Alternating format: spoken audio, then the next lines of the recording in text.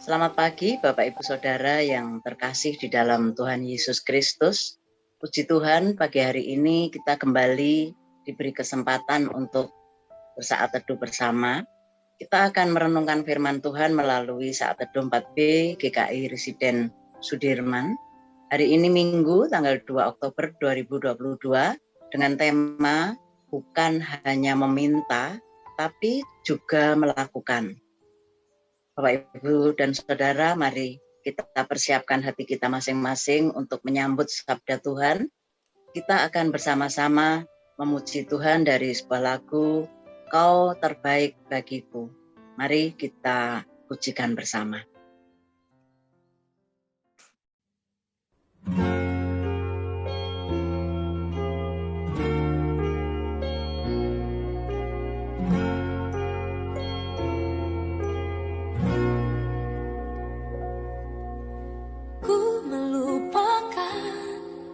Yang di belakangku, ku serahkan diriku hanya padamu Yesus, dan ku berlari kepada tujuanku.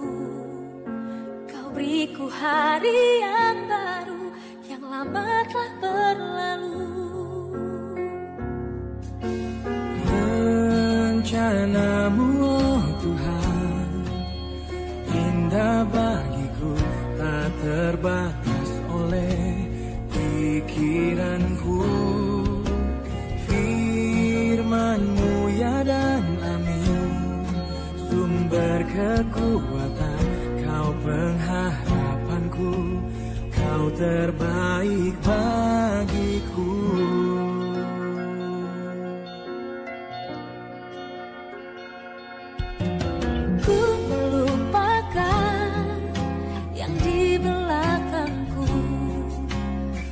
Serahkan diriku hanya padamu Yesus, dan ku berlari kepada tujuanku.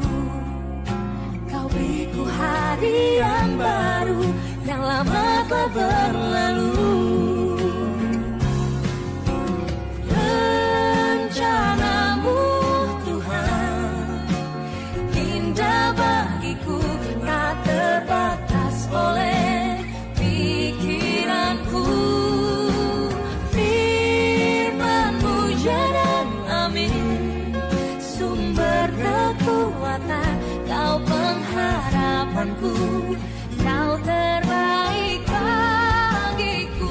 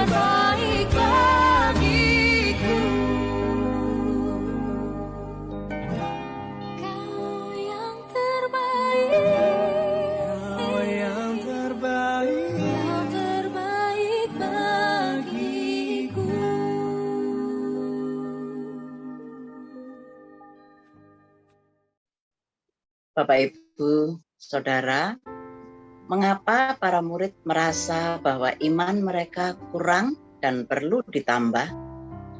Pertanyaan ini mengajak kita untuk melihat konteks kehidupan pada masa itu yang mengukur besarnya kesetiaan kepada Sang Guru melalui besarnya dan banyaknya iman yang dimiliki, sekalipun tidak ada satuan jumlah yang dapat mengukurnya. Selain itu, ajaran yang disampaikan oleh Yesus dirasakan terlalu berat, sehingga mereka kesulitan untuk memahaminya. Namun di balik itu semua, rupanya para murid belum sepenuhnya memahami tentang hidup beriman yang bukan hanya persoalan besar dan banyak, tetapi hidup beriman adalah tentang kesediaan untuk melakukan firman Tuhan. Bapak, Ibu, dan Saudara, bacaan kita hari ini diambil dari Lukas 17 ayat 1 sampai dengan 10. Nanti akan dibacakan oleh Pak Yosa. Sebelumnya mari kita bersatu dalam doa. Bapa Surgawi, Bapa yang sangat mengasihi kami, terima kasih untuk kesempatan pagi hari ini Tuhan. Kau sudah sediakan sabda-Mu bagi kami untuk boleh kami renungkan dan kami pahami. Tolong setiap kami ya Bapa, ketika kami belajar, ketika kami membaca dan merenungkan, Tuhan menolong kami untuk kami boleh mengerti, dan Tuhan juga memberi keberanian setiap kami untuk dapat melakukan dalam hidup kami hari lepas hari. Terima kasih Bapa. Dalam nama Tuhan Yesus kami berdoa. Amin. Mari Bapak Ibu kita membuka kitab kita. Kita akan membaca Lukas 17 ayat 1 sampai dengan 10 sebagai dasar dari saat teduh kita pagi hari ini. Lukas 17 ayat 1 sampai dengan 10. Beberapa nasihat. Yesus berkata kepada murid-muridnya, "Tidak mungkin tidak akan ada penyesatan, tetapi celakalah orang yang mengadakannya.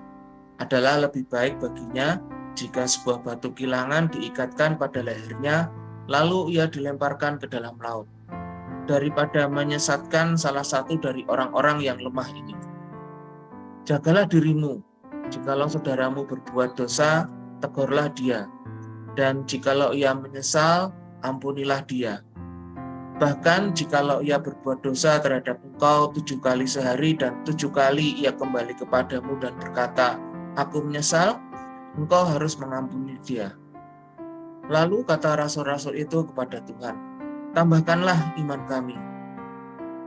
Jawab Tuhan, "Kalau sekiranya kamu mempunyai iman sebesar biji sesawi saja, kamu dapat berkata kepada pohon ara ini, 'Terbantunlah engkau dan tertanamlah di dalam laut,' dan ia akan taat kepadamu." Tuan dan hamba. Siapa di antara kamu yang mempunyai seorang hamba yang membajak atau menggembalakan ternak doginya akan berkata kepada hambamu itu setelah ia pulang dari ladang, "Mari segera makan"? Bukankah sebaliknya ia akan berkata kepada hamba itu, "Sediakanlah makananku, ikatlah pinggangmu dan layanilah aku sampai selesai aku makan dan minum. Dan sesudah itu engkau boleh makan dan minum"? Adakah ia berterima kasih kepada hamba itu karena hamba itu telah melakukan apa yang ditugaskan kepadanya? Demikian jugalah kamu, apabila kamu telah melakukan segala sesuatu yang ditugaskan kepadamu, hendaklah kamu berkata, "Kami adalah hamba-hamba yang tidak berguna. Kami hanya melakukan apa yang kami harus lakukan." Demikian firman Tuhan. Terima kasih Pak Yosa. Bapak, Ibu, dan Saudara, dalam tanda kutip, tambahkanlah iman kami menjadi sebuah pernyataan yang diungkapkan oleh para murid ketika Yesus selesai mengajarkan kepada mereka tentang perhatian dan kepedulian. Para murid mengerti sekaligus takut bahwa ada orang-orang yang membanding-bandingkan iman mereka dengan orang-orang yang tidak percaya kepada Yesus.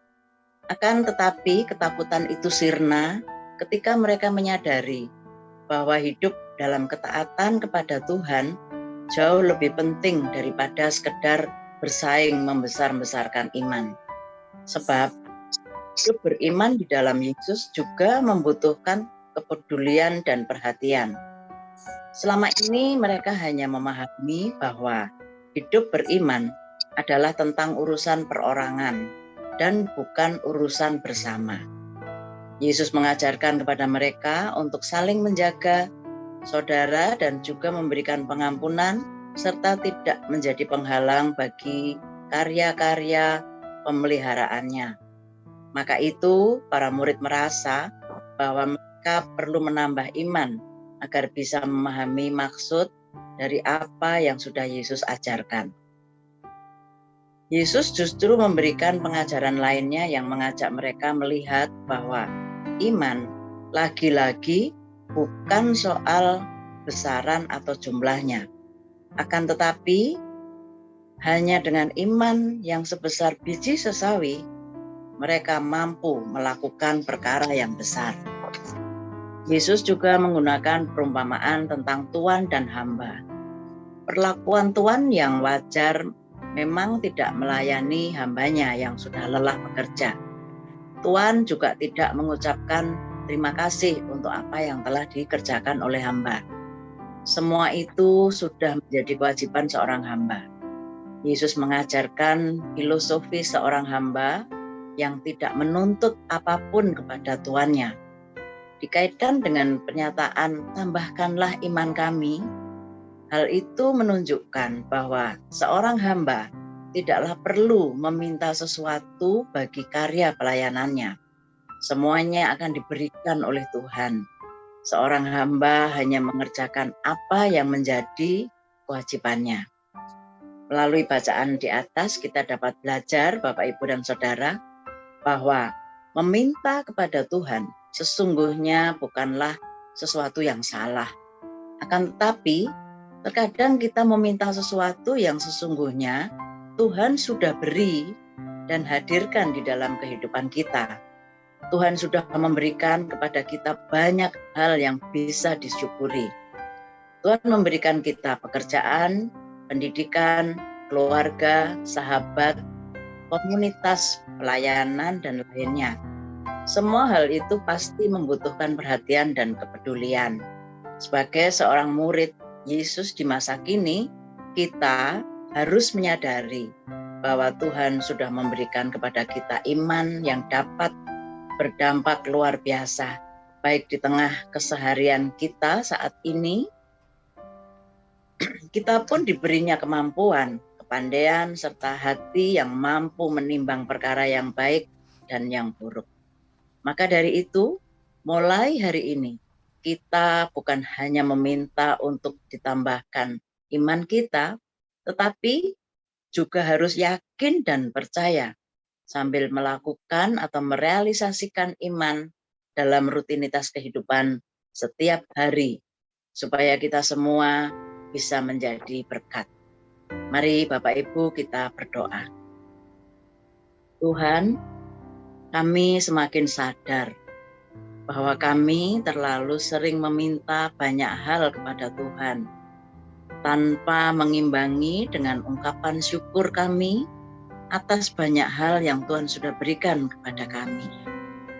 Berikanlah dan siapkan bagi kami, ajarkan setiap kami Tuhan untuk dapat mensyukuri pemberian-Mu itu dan mengubah kami untuk semakin dapat mewujudkan firman di dalam kehidupan hari kami lepas hari. Terima kasih Bapa, dalam nama Tuhan Yesus kami berdoa. Amin. Bapak, Ibu, Saudara, kita dapat menindaklanjuti firman Tuhan hari ini. Kita akan membuat daftar ungkapan syukur dan akan mendoakannya pada malam hari. Sebagai wujud tanggapan kita untuk firman kita pagi hari ini, mari Bapak Ibu kita lakukan dengan sukacita. Tuhan menolong dan memberkati kita semua. Amin.